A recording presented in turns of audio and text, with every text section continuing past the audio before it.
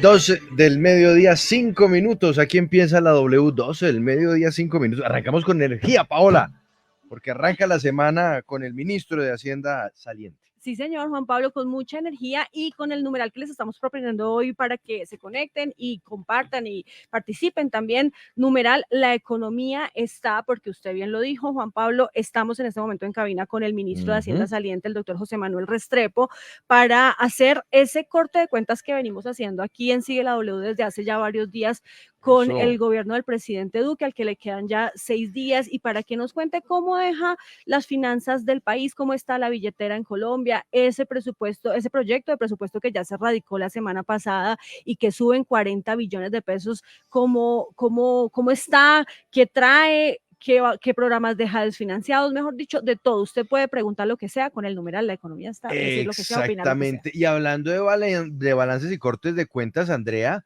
vamos a poder hablar con uno de los coordinadores, tal vez el principal coordinador de empalme del gobierno entrante, sobre los hallazgos de la comisión de empalme que recién nos entregaron, ¿no? Sí, estaban hace un momento entregando oficialmente y van a estar durante todo el día entregando los diferentes sectores del sector agro, el sector de educación, sector de salud, los detalles de ese comité de empalme. Pero entonces Daniel Rojas, el coordinador programático de la campaña Petro Presidente y hoy coordinador del equipo de empalme, va a la 1 de la tarde a estar con nosotros haciendo corte de cuentas. ¿Qué encontraron? Sí, porque es que tengo entendido, Andrea, que es, bueno, como todo en la vida, ¿no? Luces y sombras. Sí. Hay inquietudes sobre algunas de las informaciones que les entregaron, otros datos que les parece que van bien, en fin. Sí, interesante es bueno saber eso, ¿no? Las dos perspectivas, hoy con el ministro de Gobierno Duque y a la 1 de la tarde con el equipo entrante del gobierno Petro. Y Mauricio, que es el superintendente de obras, construcciones y vivienda, que no hay en este estado colombiano, pero parece que hace falta. De elefantes también. Así, superintendente de elefantes blancos, hoy nos va a llevar de viaje a Sincelejo, ¿no? Sí, señor, vamos al municipio de Sincelejo porque allí se construye desde hace 3 años, se estaba remodelando el Teatro Histórico Municipal y pues las obras todavía no se han terminado. 3 años. 3 años se habla de sobrecostos, se habla de que hay acoso laboral, no hay condiciones laborales muy buenas, también pues que definitivamente no hay una fecha de entrega definitiva para este teatro. Y pues ahí vamos a tener a los denunciantes y la respuesta. Y tiene las imágenes del bello teatro que está en suspenso.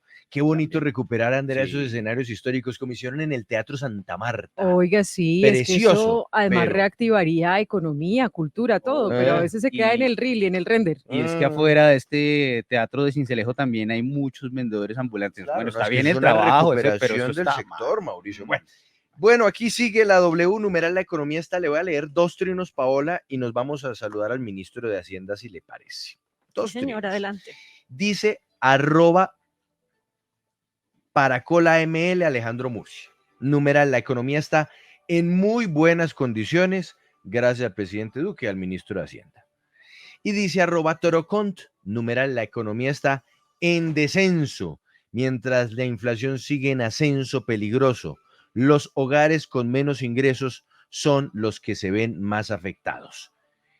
Numeral, la economía está. Bueno, le leo este último y quiero que arranquemos con este trino como pregunta para el ministro.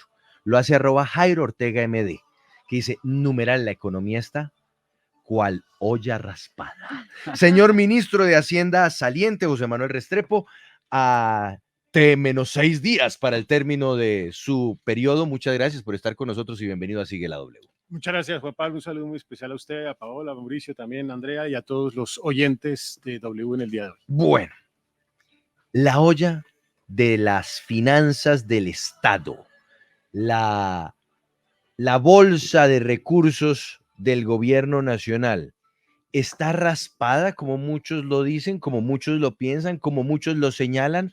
¿O en realidad eso es un mito que se está creando en torno al cierre de este gobierno? Pues digámoslo de una manera sencilla y franca. Esta es una economía que está creciendo en cifras históricas. Es la economía que más va a crecer en el 2022 en los países de la OCDE, lo cual es una garantía, entre otras, además de un buen recaudo tributario. El recaudo tributario está creciendo 15% por encima de la meta, 33% contra el año pasado. Claramente hay recursos para lo que viene a continuación. En la medida en que se garantice el crecimiento de aquí en adelante, puede ser seguramente no a la misma tasa, pero una tasa significativa, ahí habrá fuentes de ingresos. Por el otro lado, estamos dejando un presupuesto de cerca de 391 billones de pesos, 11% más que el año pasado. Claramente sí, en correspondencia con el cumplimiento de la regla fiscal y con la austeridad y ajuste en las finanzas públicas, que es indispensable porque, entre otras, además tenemos una regla fiscal desde la Ley de Inversión Social del año pasado, pero a pesar de eso, con una tasa de inversión muy por encima del promedio histórico del país. Luego, si es una olla raspada, qué buena olla la que tenemos. Pero venga, porque es que usted nos habla del presupuesto ya es para el año que viene. Correcto. Entonces eso es 2023. Usted nos habla del recaudo que se está haciendo, pero finalmente eso es algo que se tendrá que culminar en el transcurso de este año. Y es un dinero que entra para que se ejecute inmediatamente o para el año entrante. Mejor dicho, es que le quiero hacer énfasis en algo. Cuando llegue el nuevo presidente o su sucesor, José Antonio Campo, entonces va a encontrar unos papeles como todos los que usted nos trajo acá, que estoy sorprendido que pilera, ¿no? Se trajo la mitad Tiene del todos archivo, los apuntes, está trajo preparado. todo. Sí, Bueno, y juicioso. entonces él va a llegar y va a encontrar que para septiembre tiene plata para invertir, que para octubre va a poder contratar, o al contrario va a encontrar algunas dificultades para poder ejecutar y empezar desde el agosto mismo, 7 de agosto mismo, a empezar a hacer realidad aquello que prometieron. No, de facto tiene el presupuesto absolutamente disponible para poder realizar O sea, y hay terminar de plata. realizar. Claramente hay recursos a lo largo de este año, pero debo decir una cosa importante. Nosotros este año, entre otras, además, vamos a lograr una reducción significativa del déficit fiscal que se tenía previsto. Ujú. En el año pasado yo había dicho, para este año el déficit fiscal va a ser del 7%, no va a ser del 7%, Ujú. va a ser del 5.6%. Entre el 21 y el 22 hemos logrado reducir el déficit fiscal en 3 puntos porcentuales del PIB, poco más de 40 billones de pesos, lo que significa que va a haber fuentes importantes de ingresos que van a permitir tener caja suficiente para no solamente este año, sino el año siguiente. Sí, de todas formas, ministro, siempre que llega un nuevo gobierno se habla de un desfase, de plata que hace falta, de ideas que, digamos, el gobierno va a tener o que tiene, que ya está mostrando y que no va a tener con qué financiarlas. El presupuesto que ustedes están proponiendo ahora, el proyecto de presupuesto que usted nos está diciendo que es por 390 billones de pesos, ¿le va a alcanzar al nuevo gobierno para lo que está haciendo o definitivamente necesitan esa reforma tributaria de la que tanto ha hablado el nuevo ministro José Antonio Campo? Cuando yo hice la reflexión sobre el marco fiscal de mediano plazo que presenté en el año 21, yo dije en ese momento y con total transparencia, nosotros vamos a dejar un marco fiscal que va a requerir en ese instante una tercera parte de lo que recauda la Ley de Inversión Social adicional para ser recaudado a través de una reforma posterior. En el marco fiscal de este año, cuando actualicé la información con base en las cifras de crecimiento, con base en las cifras de recaudo tributario, con base en el comportamiento del gasto y la inversión pública, también dije que en este año 2023 y en el tema coyuntural, es decir, en los años siguientes, nosotros no requeríamos de recursos coyunturales adicionales. Eso lo dije abiertamente y lo reitero y está explícito en el marco fiscal de mediano plazo. También dije, siendo absolutamente transparente, que cuando llega un gobierno nuevo llega con ideas nuevas, llega con propuestas e iniciativas distintas, llega con programas adicionales, que yo comparto en el sentido de que es normal en la transición de un gobierno, es decir, lo entiendo perfectamente, Ujú. en Sí. cuyo caso dije claramente, esos proyectos, esos programas que requieran recursos adicionales van a requerir seguramente de encontrarles fuentes de financiación y le corresponderá al siguiente gobierno, así lo dije, encontrarle esa fuente de financiación. Sí, de todas formas usted dice, bueno, que se redujo, que lograron reducir el déficit. ¿En cuánto queda? Entonces usted ya nos habló de porcentaje, pero háblenos de plata. El déficit en este momento, ¿en cuánto queda? ¿Ustedes se van dejando un déficit de cuánto? Nosotros nos vamos, en economía no se utilizan las cifras absolutas, sino las cifras relativas. Los dejamos con 5.6%. Ahora, entre otras, además, porque el PIB también crece. 5.6% del Producto Interno Bruto va a ser el déficit de este año. Y la estimación con lo que teníamos previsto en el marco fiscal es que el próximo año llegaríamos a 3.6% del PIB, que significaría de nuevo superávit fiscal primario, algo que se obtuvo en el 2019 y que no se obtenía 7 años atrás en la historia del país. Pero entonces, como para seguir aterrizando esta cifra, hablemos en términos de deuda. Usted recibió, o bueno, usted no, porque usted no fue el primer ministro de Hacienda de este gobierno, pero cuando entró este gobierno en 2018, ¿cuál era nuestra deuda? Y hoy, cuando usted le entrega las cuentas a José Antonio Campo, ¿cuál es nuestro nivel de deuda? Esa es una pregunta muy importante. Nosotros, cuando entramos en el gobierno nacional entre en agosto del 2018 y diciembre del 2019, logramos reducir el nivel de deuda pública al orden del 50%. Eso estaba por encima del 50%. En ese momento, en diciembre del 2019, lográbamos superávit fiscal primario. Ya lo dije, no se lograba en 7 años en la historia del país ese resultado y era muy importante.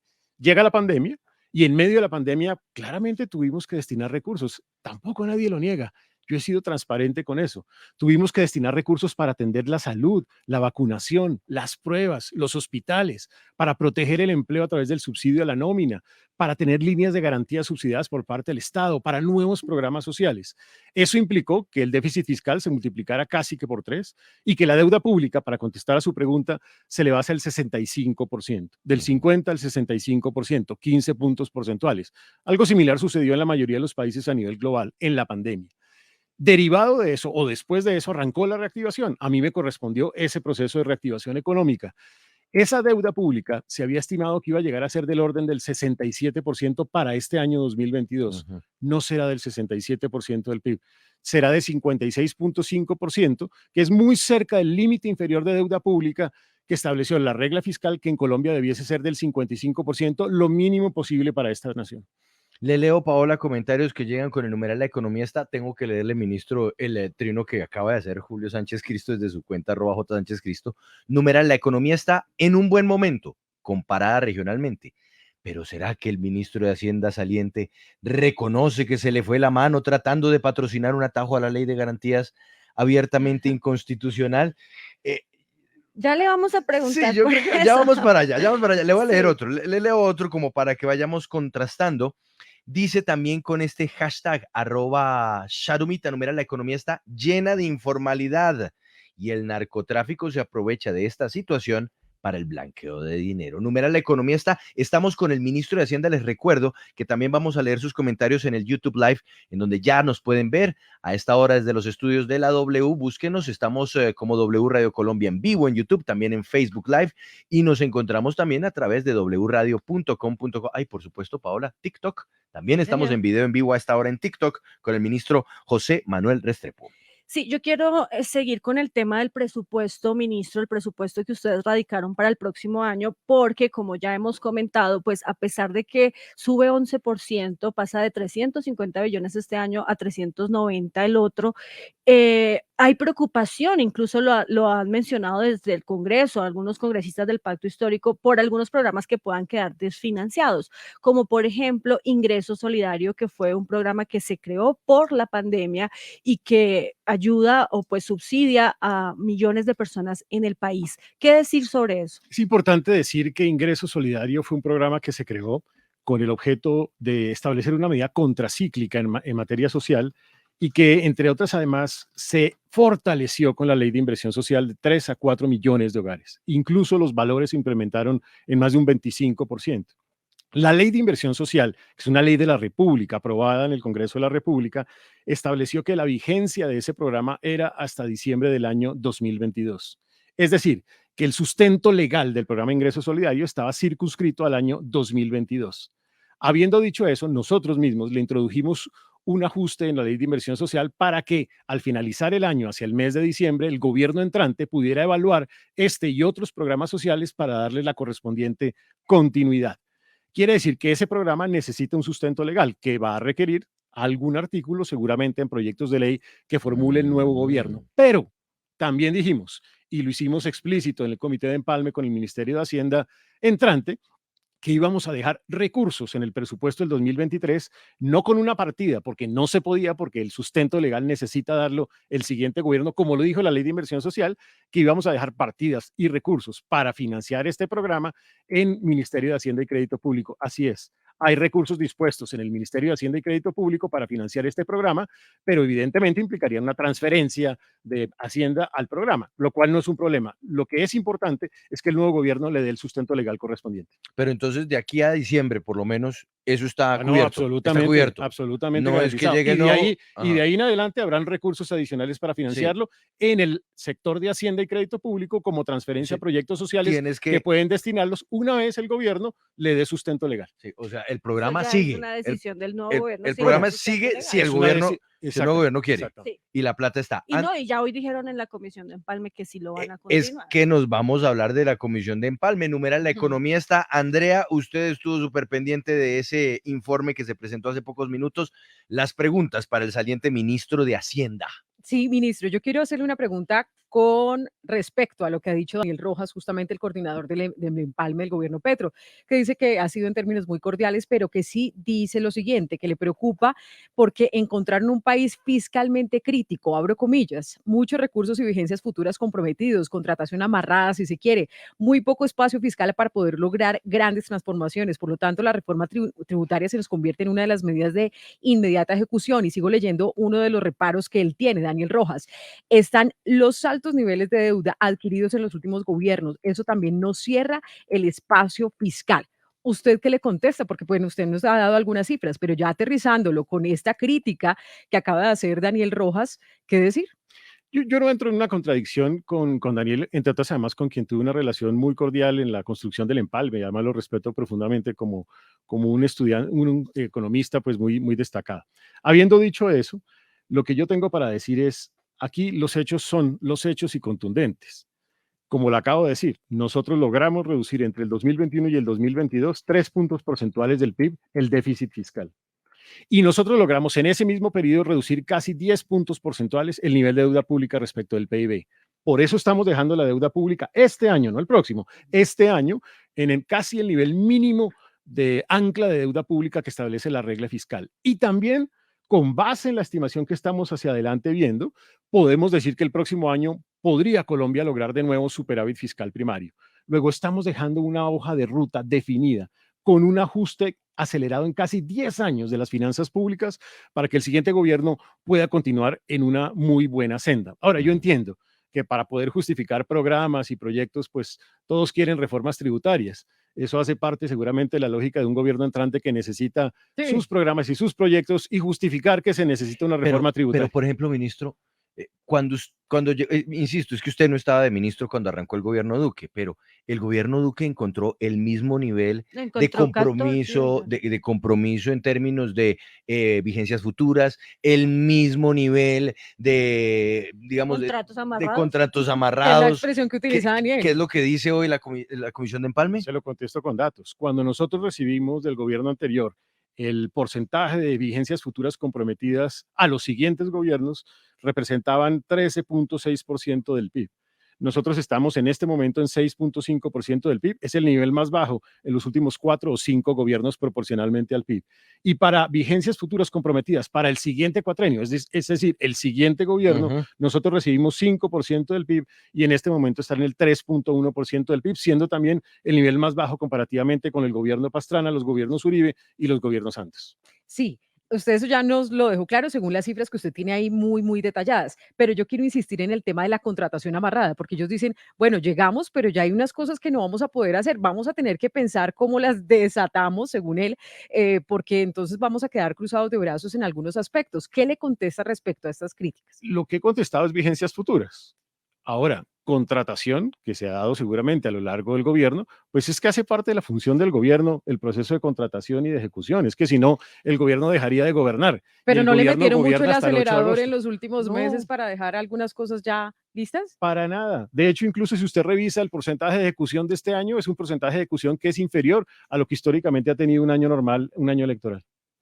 Le leo comentarios, ministro. Va Mauricio con sus preguntas. Escribe @AndrésMD80. Numeral, la economía está más maquillada que la tigresa del oriente. Ese es por meterle un momento de humor. Bueno, y dice también con este hashtag, numeral, la economía está, @Guillo Rico Reyes. Dice, numeral, la economía está, las compras que hacen los salientes funcionarios son incomprensibles. Por ejemplo, Ministerio de Defensa, que gastó más de 12 millones en glifosato, producto no permitido por las instituciones que administran justicia. Mauricio, su pregunta para el ministro José Manuel Restrepo, saliente ministro de Hacienda. Ministro, es definitivamente cierto que la pandemia golpeó la economía y desde ahí se empezó a hablar de austeridad. Siempre se hablaba de que no se iba a gastar tanto, pero uno ve que en la realidad no hay tal ahorro de dinero en muchas entidades del Estado. Incluso en El Espectador se hablaba que en gastos de publicidad y de imagen el presidente se gastó 46.000 millones de pesos. Este gobierno, el gobierno de Iván Duque, fue un gobierno austero. Este gobierno fue un gobierno que hizo un esfuerzo gigantesco tanto en generación de ingreso como en reducción de gasto público. De hecho, incluso en la ley de inversión social se contempló un capítulo solamente dedicado a austeridad en gasto público. Se lograron ahorros del orden de 0.7 billones de pesos en el año primero de la ley de inversión social, que fue el 2021, y para el año 2022 y para el año 2023 se contemplan 1.5 billones de pesos aproximadamente. Eso está ahí en la ley de inversión social. Importante decir que también gastos en donde se podía hacer disminución de gasto público se hicieron. Todo lo que es adquisición de bienes y servicios, incluso este año en el presupuesto cayó. El próximo año se prevé caída también en ese rubro. Pero aquí no se nos puede olvidar una cosa. El presupuesto general de la Nación es tremendamente inflexible a la baja. Cerca del 90% de los rubros del presupuesto general de la Nación están con una inflexibilidad a la baja porque están definidos o legal o constitucionalmente. Es un presupuesto bien difícil de administrar en razón de esa inflexibilidad que tiene. Pero Pero- vimos al presidente viajando por todo el Sí. mundo. O todos la los policía años. comprando Claro, aviones. La policía comprando O aviones. el la tema de FAC, publicidad, la sí, FAC el sí. año pasado Claro, también comprando imagen y algunos publicidad. La aviones. imagen de 46.000 millones en gastos. Simplemente para que nos hagamos una idea, entre viáticos y publicidad en el año 2017 se invertían del orden de 322.000 millones de pesos. En los años 2021 son del orden de 70.000 millones de pesos. Hay una reducción sustantiva en esos dos rubros.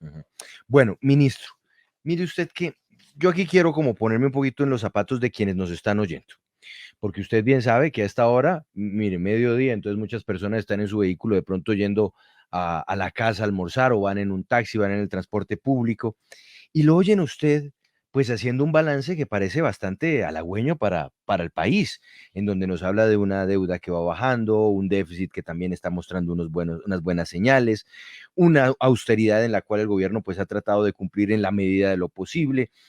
En fin, lo escucha usted y uno dice, miércoles, este pareciera el panorama económico de un país que no es Colombia. Cuando uno sale a la calle se encuentra los comerciantes informales, uno se encuentra la cantidad de contratación que se hace en negro, cuando uno se encuentra centenares de miles de personas que ni siquiera están recibiendo un salario mínimo al día. Bueno, para no ir más lejos, cuando se habla de cerca de 20 millones o más de 20 millones de personas en la pobreza.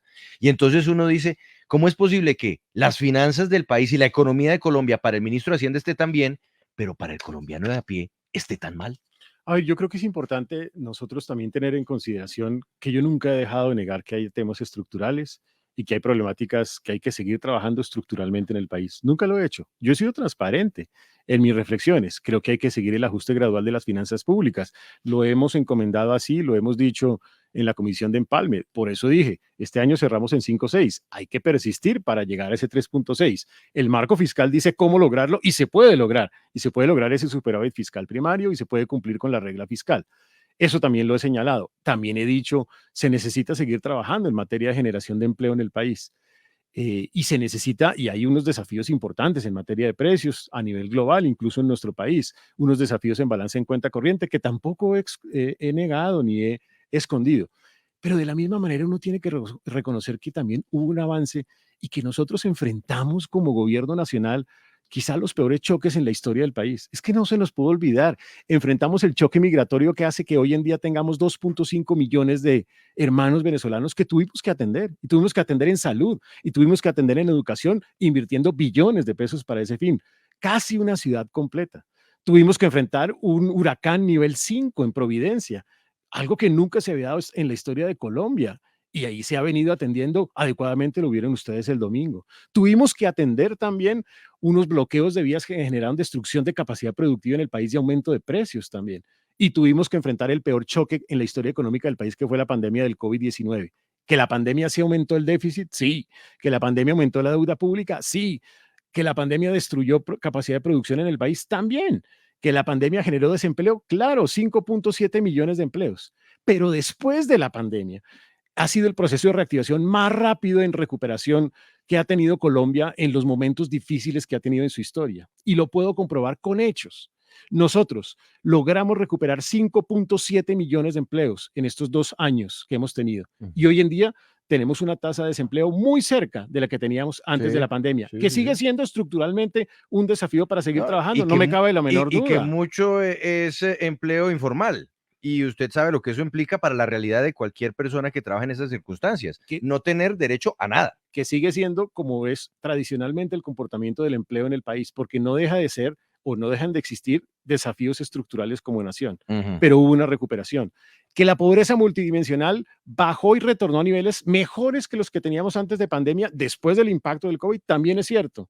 Que la pobreza extrema y la pobreza monetaria redujimos 1.4 millones de personas. ¿Que hacen falta todavía en ese frente? Sí, sin duda alguna. Y yo creo que por eso es el desafío en lo que viene a continuación, de seguir profundizando en programas de crecimiento y en programas sociales y en programas de creación de empleo.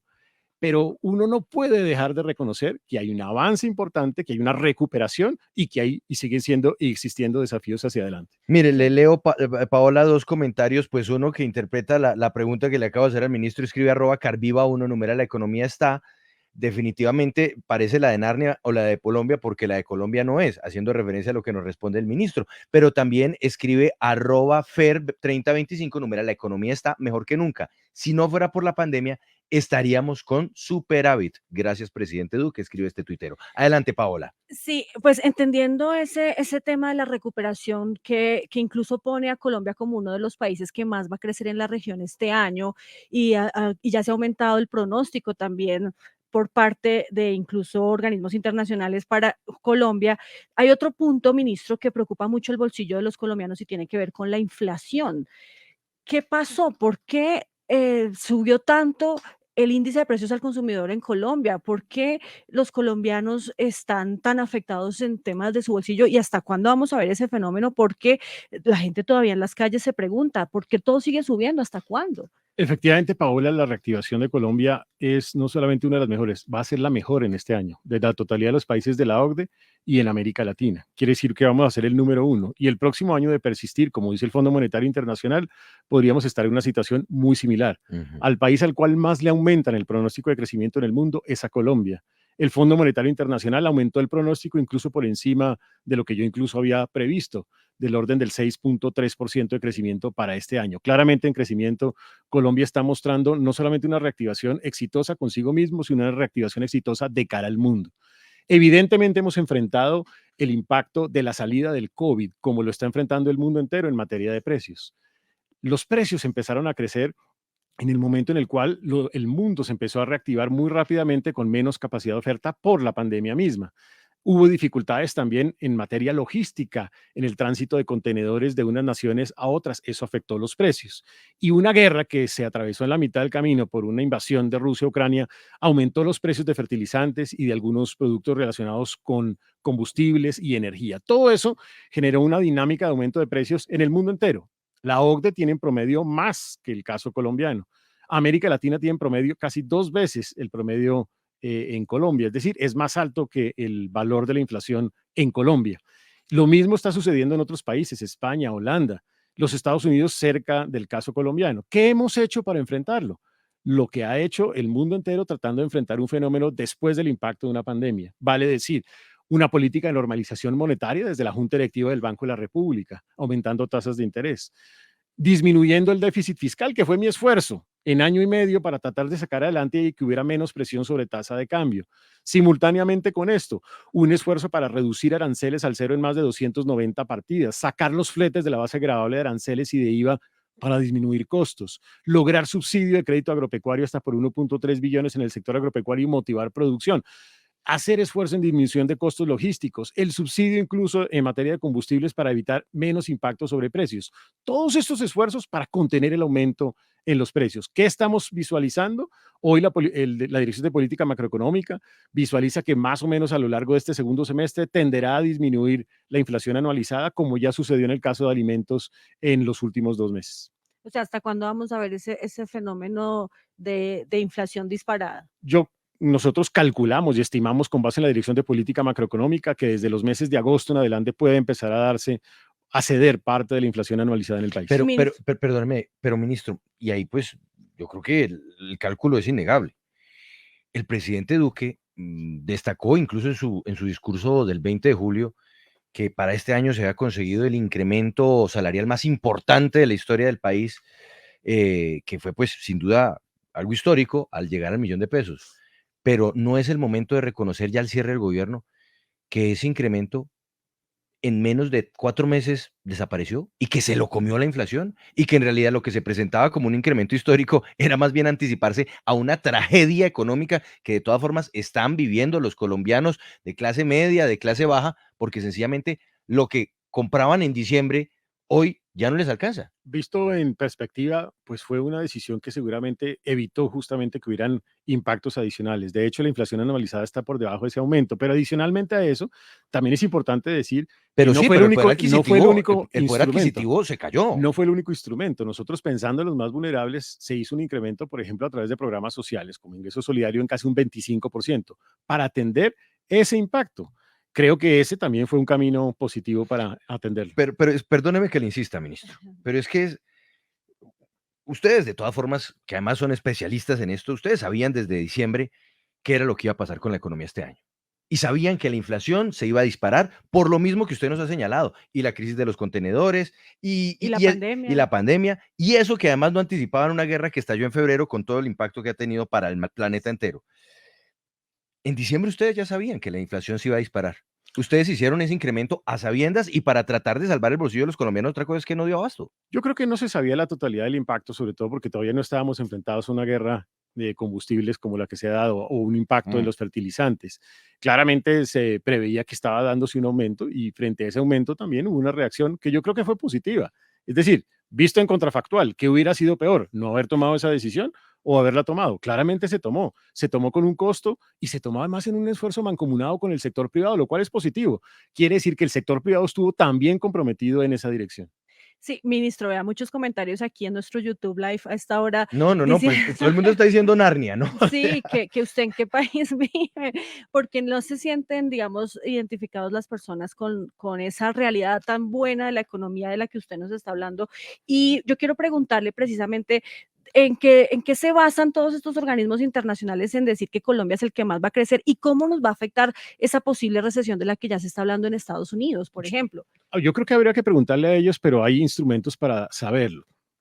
El artículo 4, que es el informe que realiza el Fondo Monetario Internacional de cada uno de los países, lo hizo en Colombia hace 2 meses. Destacó que esta es una reactivación que ha sido exitosa. Destacó que esta ha sido una reactivación que ha sido positiva, que ha generado empleo, que ha mejorado en indicadores en materia social. Ese esfuerzo lo reconoce, repito, el Fondo Monetario Internacional, lo acabo de decir, el país al cual más le crece el pronóstico de crecimiento en el mundo. Lo reconoce el Banco Mundial cuando pone a crecer a Colombia más del doble de América Latina. Lo reconoce la OCDE cuando dice que Colombia es el país que más crecerá en este año 2022 comparativamente en las otras naciones.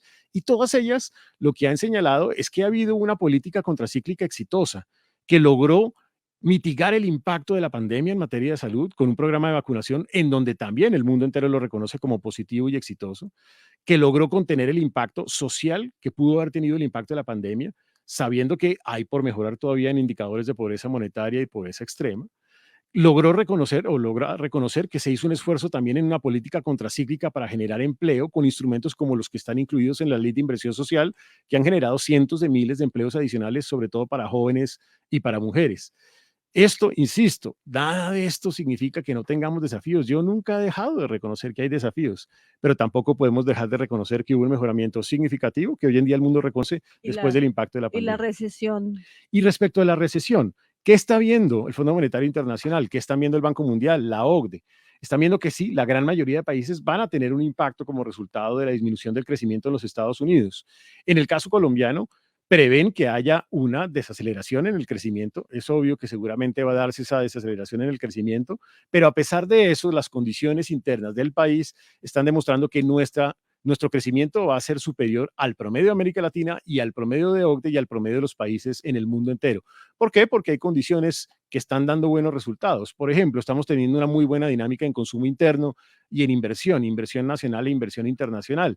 Estamos teniendo un buen comportamiento en los precios de los commodities. Este es un país que tiene una dependencia importante en materia de commodities. Estamos teniendo las cifras más altas en la historia de Colombia en exportaciones no mineras de la vida de la nación. Eso también significa que la exportación va a seguir siendo fuente de crecimiento económico.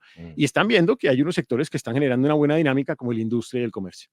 Ministro, quiero que hablemos de una de las políticas del gobierno de Iván Duque y fue la economía naranja. Recordemos que en 2013 ante el BID, el entonces pues joven presidente Iván Duque lanzó un libro ante el BID que se llamó La economía naranja, una oportunidad infinita y lo implementó en su programa de gobierno. Sin embargo, en este documento que hemos conocido del gobierno entrante de Gustavo Petro, ellos dicen lo siguiente: el modelo que buscaba la transformación social a través de las regiones de la economía naranja no logró presentar un verdadero avance o aporte, a pesar de la inversión social, cultural y económica que se le hizo. Y dijo en la rueda de prensa, lo acaba de decir Carolina Corcho, ministra de Salud, quien estaba presentando este informe: este gobierno no continuará con la política de economía naranja.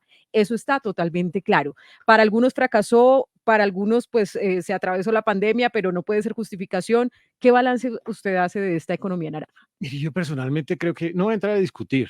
Yo creo que es triste que el país pierda una fuente importante de crecimiento o que no se califique o que se descalifique, peor aún, una fuente importante de crecimiento. Les voy a dar simplemente un dato, simplemente para la conversación. ¿Cuál ha sido el sector que más ha crecido contra el 2019? Las industrias creativas. Es decir, no es la industria, no es el comercio, no es ninguno de esos sectores. El que más ha crecido es la industria creativa, 58%. Quiere decir que los esfuerzos de generación de dinámica productiva, de generación de empleo en ese sector estaban dando resultados. Claramente no es un sector gigantesco del tamaño de la industria que le aporte todo al crecimiento económico, pero es triste perder un sector que aprovecha lo más fuerte que tenemos como sociedad y como país, que es el talento de la gente. Este sector lo que hacía es que buscaba generar una dinámica en un sector que históricamente se relacionaba con el talento y con la cultura y que hoy dan valor agregado por la creatividad y la innovación. Y es un sector que está dando resultados. Pero Es un que sector que vende está deuda. dando... Pero hay que ponerle etiqueta.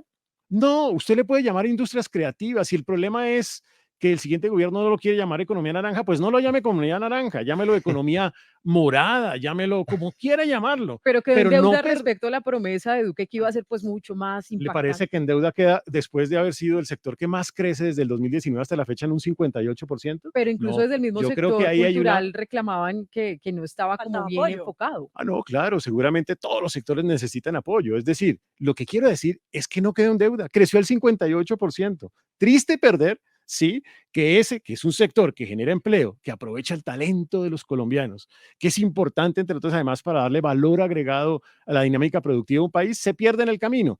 Yo espero que no sea así. Si lo quieren llamar como lo quieran llamar, economía Del amor. del amor, llámelo de esa manera.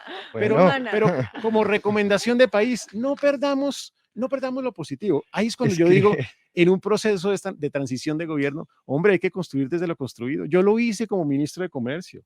Hay que tratar de coger lo bueno y fortalecerlo. Lo que no guste, pues se cambia. Lo que definitivamente está mal, pues se quita. Pero tratemos de construir sobre lo construido. De eso se trata una transición positiva, democrática e institucional. Va la última pregunta de Paola, porque nos vamos en segundos a Sincelejo a conocer el Teatro Municipal de Sincelejo, que lleva 3 años en reconstrucción. Escriba @Campo 4 Roque, numera la economía está ahí esperando que la recompongan. Y dice @Alejandro Murcia, numera la economía está dándole en la jeta a la mamertería de W Radio. Paola, nos están dando en la jeta. Ahí le cuento, ¿no? Lo que dicen los tuiteros. Mire, Juan Pablo, ministro, perdón. Definitivamente uno de los lunares de su gestión tuvo que ver con ese artículo que metieron en la ley de presupuesto el año pasado para modificar la ley de garantías. Ah, el trino de Julio. El trino de Julio, sí, señor. Ah. Es que no podemos dejarlo ir sin No. preguntarle sobre eso que pues se impulsó desde el gobierno nacional, desde el Ministerio de Hacienda que estaba tramitando el proyecto de ley de presupuesto y que claramente sabían, usted, ministro, lo sabe porque usted conoce mucho de este tema, que no se podía modificar la ley de garantías a través de una ley de presupuesto y se aprobó y así se fue y después y ahora estamos en ese problema de tener que revisar todos los contratos, los convenios que se firmaron. ¿Qué decir sobre eso? ¿Qué decirle al país frente a lo que pasó con ese tema de la ley de garantías? A ver, yo voy a ser absolutamente claro y transparente sobre este punto. Este no es ni fue una iniciativa del Gobierno Nacional. El Gobierno Nacional no la introdujo en el proyecto de ley de presupuesto general de la Nación. Esta es una iniciativa del Congreso de la República, una iniciativa de varios congresistas que fue aprobada, entre otras, además, por una mayoría absoluta, no una mayoría simple en el Congreso de la República, respecto del cual el Ministerio de Hacienda y el ministro de Hacienda no se pueden oponer, porque el ministro de Hacienda no puede dejar de dar aval o dar aval sobre aquellos articulados que no tengan relación directa con el equilibrio presupuestal. Yo sí lo puedo hacer si alguien pone un gasto público adicional o si alguien reduce un impuesto, porque eso afecta a las finanzas y el equilibrio fiscal de la nación, pero no sobre este tipo de iniciativas. Se dio un debate en el Congreso de la República, un debate que tuvo en consideración todos los argumentos positivos, negativos, y hubo un debate también, creo yo, valioso sobre la realidad que estaban viviendo los entes territoriales que llevan 2 años y medio sin poder realizar un proceso de contratación, en donde en ese momento, porque también se nos olvida, estábamos viviendo la salida del impacto de una pandemia, en donde era indispensable generar empleo, oportunidades para la gente. Este era un camino para generar oportunidades para la gente. Así Pero lo en plena discutió el época Congreso de la preelectoral, República, ministro. así lo discutió el Congreso de la República, así lo reflexionó el Congreso de la República y así lo aprobó el Congreso de la República. Y creo que en ese orden de ideas, como ejecutivo o parte del ejecutivo, es nuestra misión también respetar la independencia de los poderes públicos y el legislativo se obró de esa manera. Pero hay Pero un usted ministro, salió perdóneme, pero hay un apoyando. ministro de gobierno, pues un ministro del interior, y el ministro del interior sí puede decirle a los congresistas, oigan, esto está mal, Sí, y los congresistas seguramente hubieran dicho, pero el ministro nosotros lo creemos hizo. que es importante. ¿El ministro lo hizo? No, el ministro de Hacienda lo que señaló es, este es un tema que genera este debate, esta posición, esta otra posición. ¿Cuál es la posición del Congreso de la República? Y el Congreso de la República Ah, adoptó esa posición. pero ¿y el gobierno no toma posición El entonces? gobierno no es intérprete judicial sobre un articulado. El gobierno Pero lo que tienen hace un es que, secretario jurídico en claro, presidencia y que efectivamente, interpreta precisamente lo que se va a aprobar como Además, norma. ministro, Saben que el usted riesgo era defendió el grande. artículo, lo defendió antes de su y aprobación, por eso aquí estoy en diciendo, W, por lo eso estoy, tuvimos, por usted eso habló estoy con diciendo, nosotros y nos Paola, dijo que por eso la estoy diciendo, reactivación Paola, yo económica era creo importante. firmemente en que se necesitan instrumentos para la reactivación económica, pero también respeto la decisión que el Pero Congreso tenían toma. que saber que eso se iba a caer en la Corte, ¿no? Por Existía la duda, trámite. existía la duda legislativa sobre ese tema y la idea judicial. Ministro, pregunta final. ¿Qué le preocupa de lo que ya se ha anunciado por parte de su sucesor? No, de verdad, mire, yo soy muy respetuoso de los gobiernos entrantes. Creo incluso que en la democracia hay que valorar lo que cada gobierno llega y propone, que creo que es importante, que es distinto. Yo creo que es muy importante garantizar la continuidad de la atracción de inversión en este país. Para eso necesitamos más certidumbres que incertidumbres. Y en ese orden de ideas es fundamental dejar absoluta claridad sobre qué va a suceder con esta transición en materia energética en Colombia. No puede ser ni debe ser una transición abrupta que destruya capacidad productiva en el país, en exportaciones, en PIB, en empleo, en inversión extranjera directa. Segundo, me parece es muy importante y yo espero y seguramente será así que el 8 de agosto ya tengamos plena certeza sobre lo que va a ser esa reforma tributaria. ¿Qué va a componer? ¿Qué va a incluir? ¿Cuánto va a valer? ¿Cuáles son los sectores que puede generar en afectación? En la medida en que eso sea así, me parece que se generan certidumbres para la inversión. Y esto es importante porque desde cara a lo que yo señalaba, ese desafío estructural de la balanza en cuenta corriente, incluso también el desafío en materia fiscal. Creo que eso es muy importante y creo que hay que seguir en este ajuste de las finanzas públicas que ya arrancó, que nosotros delineamos, para lo cual hay que ser muy prudente en el gasto de inversión pública que se espera realizar adicional en el país. Ministro José Manuel Restrepo, en estos últimos días ya de gestión, muchas gracias por estar con nosotros aquí ¿Para en dónde Sigue se la va? W. ¿Ya tiene destino? No, ¿Vuelve al no, Rosario? Por ¿Vuelve a el Caracol? momento, vuelvo a donde mi señora, donde mis vuelve hijos, aquí. a darles un abrazo a mi señora, a mis hijos, a quienes seguramente no pude ver en la misma asiduidad de siempre. Espero retornar al ejercicio de la cátedra, que alguna universidad me dé la posibilidad de dar una clase de introducción a la economía o de macroeconomía. Estos son- Ya estos somos está- servicio social. estos son Sí, sí, clasificados. es un clasificado, a ver si me contrata alguien. Ministro, muchas gracias por estar A con ustedes, nosotros muchas en Sigue la W.